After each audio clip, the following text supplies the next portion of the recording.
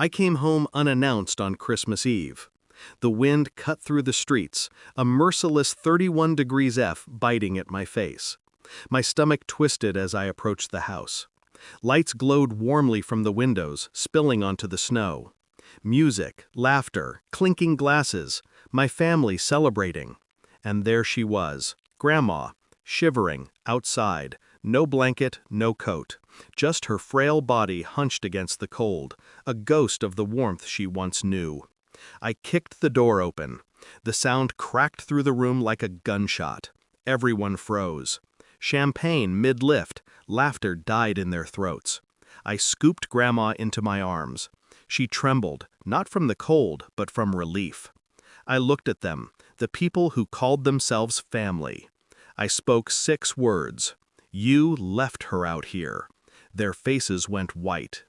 I remember when I first met them, or rather, when I thought I did. Christmases weren't like this. Grandma's house smelled of cinnamon and firewood. Their smiles felt real then, their laughter inclusive. I trusted them. I believed in family. I believed in love. She had welcomed me, shared secrets over tea, held my hand when life got cruel. And I gave them everything, my time, my care, my heart. Then I noticed the cracks. Small at first. Grandma's stories skipped lines, invitations subtly ignored, a text I wasn't meant to see, her voice pleading. And then the message that shattered the fragile illusion, a plan whispered behind my back, a decision made without me, choosing convenience over care, drinks over duty. They had decided Grandma's comfort was optional. I didn't scream, I didn't throw myself into chaos. I stored it, filed it, let it grow like ice behind glass. I began to plan, quietly, every action measured, every word weighed. I calculated their every move, mapped their routines.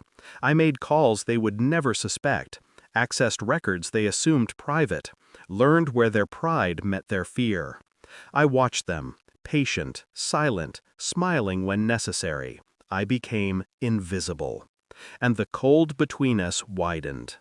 The opportunity came unexpectedly, wrapped in seasonal cheer. Christmas Eve. They expected me at midnight.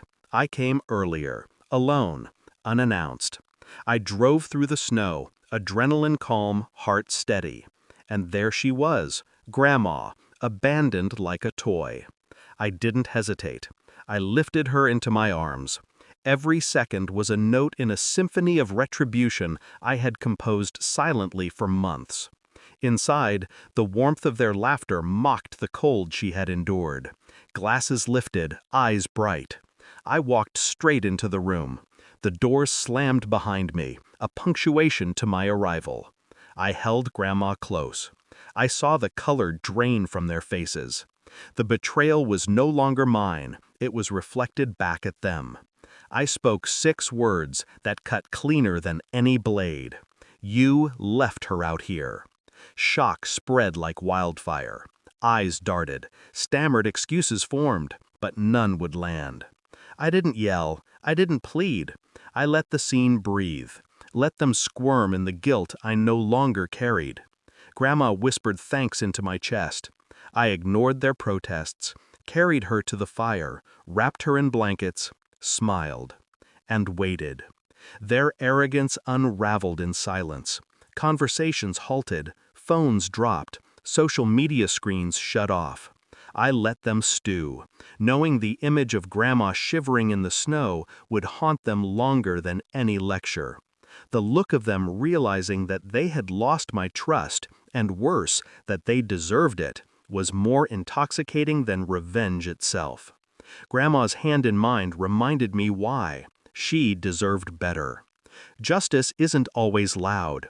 Sometimes it's the quiet, deliberate acknowledgement that the guilty are fully aware of their failures. And I, for the first time in months, felt the warmth of control, of balance restored. By the time the champagne settled and the fire crackled normally, I had already won. I didn't need apologies. I didn't need to explain. Their guilt was the confession. The fear was the penance. Grandma slept safely, her warmth my shield. And as I watched them shrink under the weight of their own conscience, I finally allowed myself to smile. Not a smile of cruelty, but of victory. Revenge isn't about loud justice. It's about timing, precision, patience. And when the moment comes, it's sudden, relentless, perfectly delivered. That Christmas Eve, I didn't just rescue Grandma. I rescued myself from trust misplaced, from love betrayed, from a family that had forgotten what it meant to care. And in that quiet, vengeful moment, I realized something important. Sometimes, walking into the room is all it takes.